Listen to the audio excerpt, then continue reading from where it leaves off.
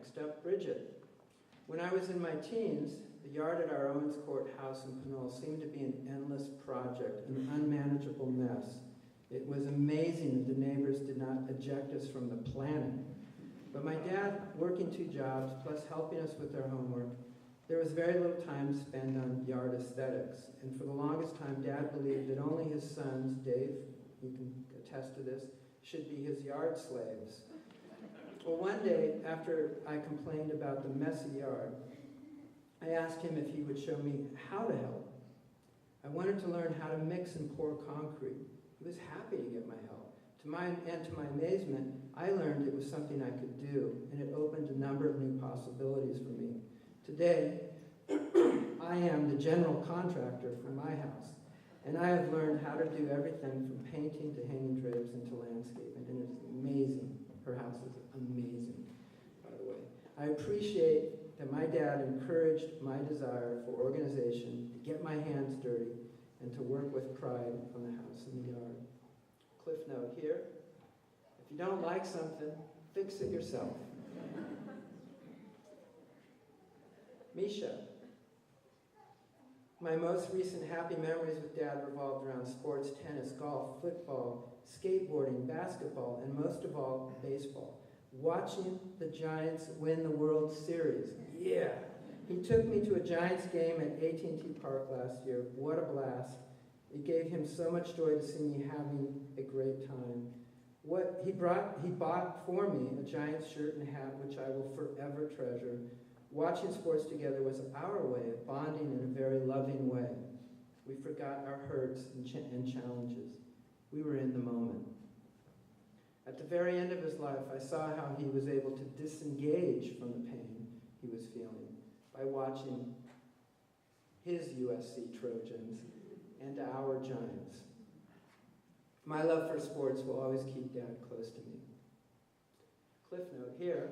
Sports, health, family, community, go Trojans, and go Giants. Next we have Ruth. I have fond memories of my dad referring to me as his little baby girl, even as a grown adult. Sometimes he would call me his little princess. As an adolescent and a young adult, I always enjoyed the role I played of the clown and being able to make him laugh, oftentimes by saying very silly things, which always got a giggle out of him. He loved to hear about my worldly travels, and over the recent years, always asked me to count the number of different countries I had visited. I recall as a high school student feeling a little lost and confused about my future. Dad encouraged me to study the only thing I felt I was feeling passionate for. I see that water over there, Rabbi. He provided strong direction in making the final decision to study Italian literature. Given that I finished my degree at SFSU remotely, he devoted a lot of his time to paperwork trips to SFSU without ever complaining about the time he invested. Thank you, Steph. My friend Carol, who helped him, also was amazed at how much energy he gave to the process. His strong belief in that education is the key to happiness and empowerment is something that I share and I transfer to others along my life path. He gave me a strong work ethic and instilled in me the American belief that with hard work, we truly can obtain anything that we want to. His ongoing belief that America is the greatest country in the world is something that I have recently begun to own. Cliff note here, laugh. Be silly. Work hard. Follow your instincts.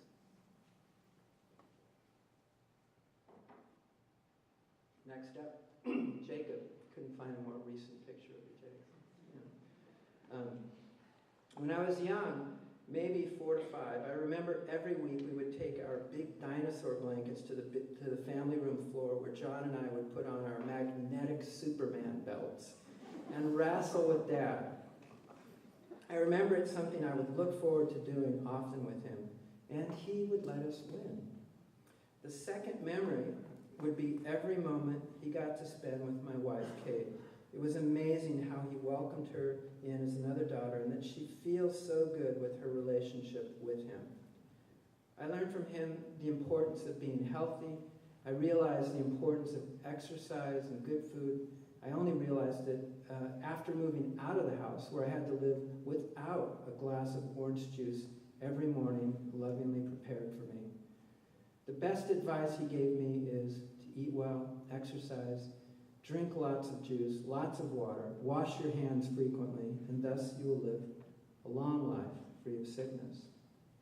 So the cliff note here.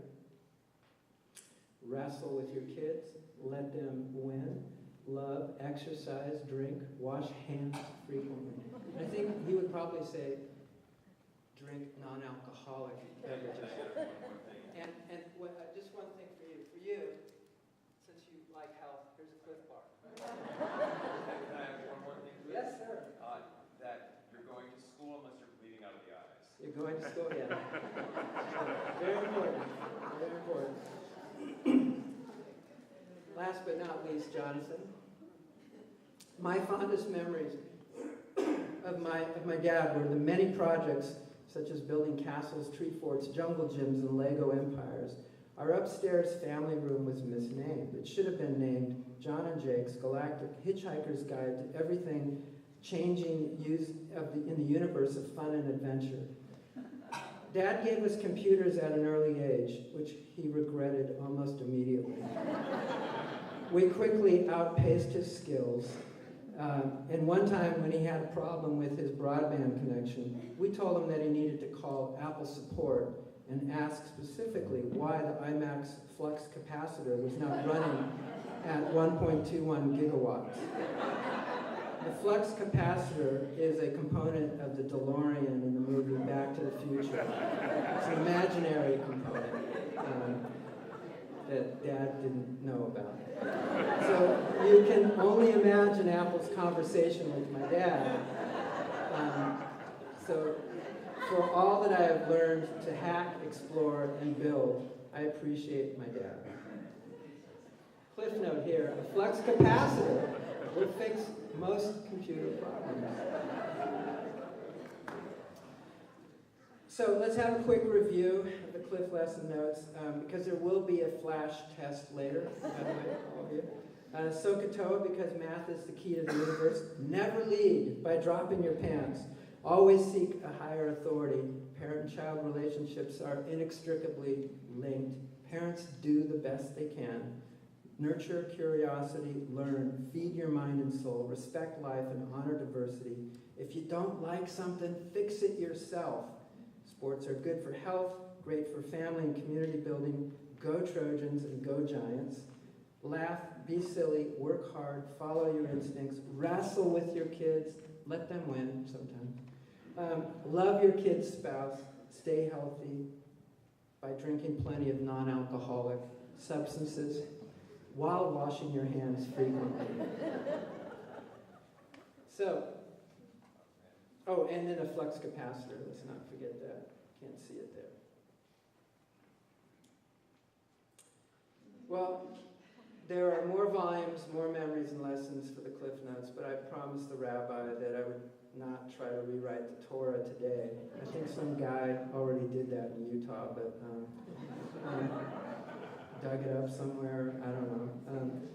Please, if you have thoughts that you want to share, post them to my dad's Facebook site. It's kind of nice for all of us to kind of share that, and I know it would be nice to have as a memorial there.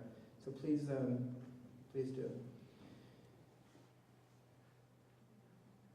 The most important lesson of all, 39 years of marriage between Ellie and Cliff. My wife, Margie, describes Ellie's love for Cliff as deeply moving, an almost fairy tale love affair. Ellie has a pure, genuine, unconditional love for Cliff that has no bounds and is unchanging. And it is because of Ellie, one particular memory of our dad will have an enduring beauty.